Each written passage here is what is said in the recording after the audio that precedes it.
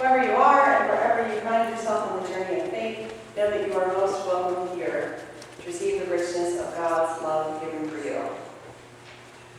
Okay, I need a little bit of participation just in the beginning here, so work with me, please.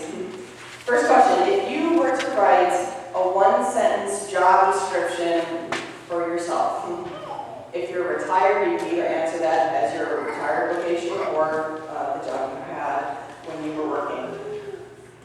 Just, there's no wrong answers. What are some things that would be in your job description? Study all the time. Study all the time. Ella is a student. That's an excellent job description. Thank you. Somebody else? Listen, because you are a social worker. Excellent. Yeah, there's even a word about your job description. Caring. What's that? Caring. Caring. Excellent, because you work with patients. Excellent. Mediator. Mediator, because you're literally a mediator. Excellent. Excellent. Teacher. Excellent. Your job is to teach and lead worship. Some of you have multiple jobs. If you were to write a job description for Jesus, what are some of the words you would use? Savior. Savior. Redeemer. Healer. Healer. Mediator. Teacher. Counselor. Guide. Rabble rouser. Yeah.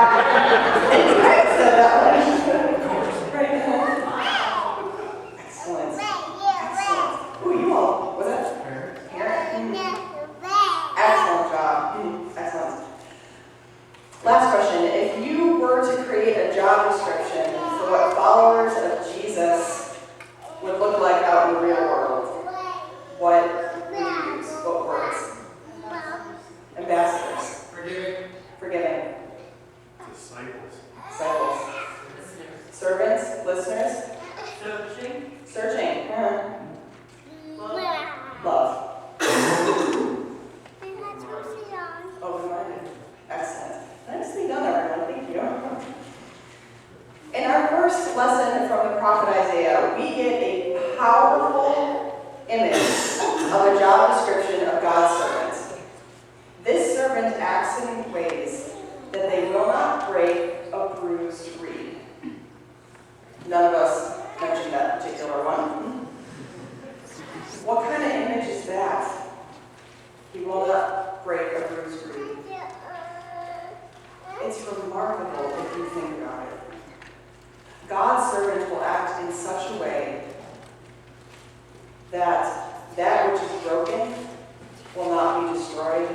That which has pain will not have more pain inflicted on it. That which is weak will not be taken advantage of. That which is bruised, weakened by struggles and trials, will not be ignored, unseen, or dominated by violence or greed. Have you ever seen a bruised reed? I know most of us don't see many reeds in our daily life, so go ahead and make it something else, a broken branch on a tree or a bush. No matter what image you have, something broken is harder to see because honestly, you have to do a little active searching to find a bruised reed. One has to slow down, look intentionally at what's around them, and there are bruised reeds all over once you start noticing them. It's the kid in your classroom who seems invisible to everyone most of the time. It's the father who still can't find a job and had to go to the food pantry for the first time this week for his family. It's the woman at Independence Manor who is beyond lonely. It is the co-worker going through a divorce. It is your cousin going through chemo. It is your aging parent or sibling who struggles with their aging body. It is your now teenage child who struggles with what healthy dating looks like in 2020. It's yourself when you look in the mirror and looking back, you see the fear and the doubts in your own eyes. Bruised reeds are all over once you start looking. And that can feel overwhelming, which is why the prophet reminds us of God's promise to send the servant to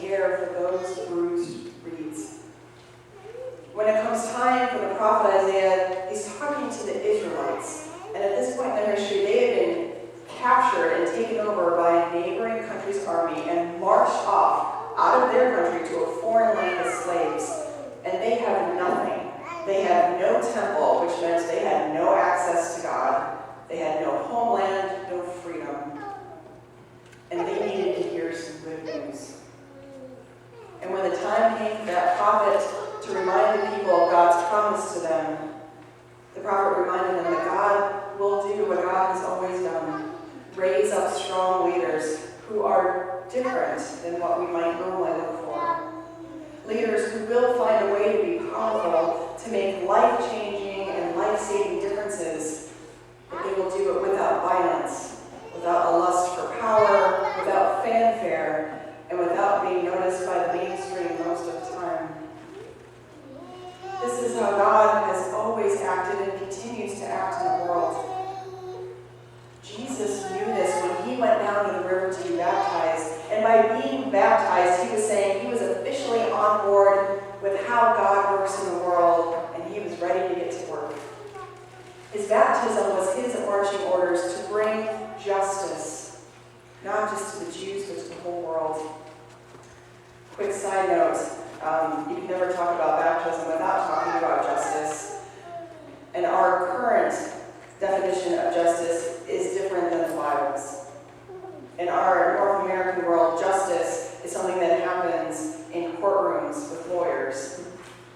In our world, justice is about settling disputes and determining guilt or innocence and then handing down punishments for crimes. In the Bible, God's justice means that the hungry are fed, the prisoners are set free, the blind receive their sight, and all those who are bowed down are lifted up. And that the immigrant, refugee, the widow, and the orphan have someone watching over them.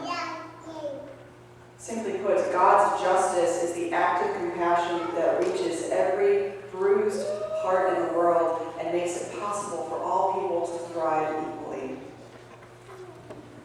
That's the kind of chain-breaking compassion God's servant will embody. That's the kind of bold compassion Jesus spends his entire life embodying. And that's the kind of compassion we as God's servants, both as individuals and more importantly, we as congregations are called to embody. To be God's servants who do not break a bruised reed. Sometimes not breaking the bruised reed means giving comfort to that which is hurting. And sometimes it means figuring out and stopping the thing that is bruising the reed in the first place. This can look like many different things. Here at Living Waters, it can look like the long-range planning meeting that we're going to have in 2 weeks to talk about and start taking steps to figure out what groups, what people in our community need a safe space to gather, to be in the new edition that we will build this year. It looks like being open to what topics we as a congregation will engage in this year. Continued education and talks about racism and white privilege, expanding our welcome of our LGBTQ siblings, how we advocate for representation for immigrants in our state detention center, like we learned about this morning with Ella in our adult forum, and she'll tell you more about in announcements. How to be involved in environmental justice and many other things we'll do in 2020. It looks like being open to really seeing the bruised reeds in your own life. They can be in your friend group or an enemy, your coworker, your direct report, your boss, your neighbor across the street, your neighbor in a refugee camp. We get to follow in Jesus' footsteps, both into the living waters of baptism and then back out of the water into the world God loves so dearly. What could our lives as individuals, as families, and as living waters look like in 2020 if we turn our focus to the bruised reeds of the world? What could that look like? I don't know the specifics, but I do know it will look like holy, active, daring love. It will look like us embodying a life shaped by the cross that is marked on our foreheads when we're baptized. May God empower us to answer the call to live out our baptism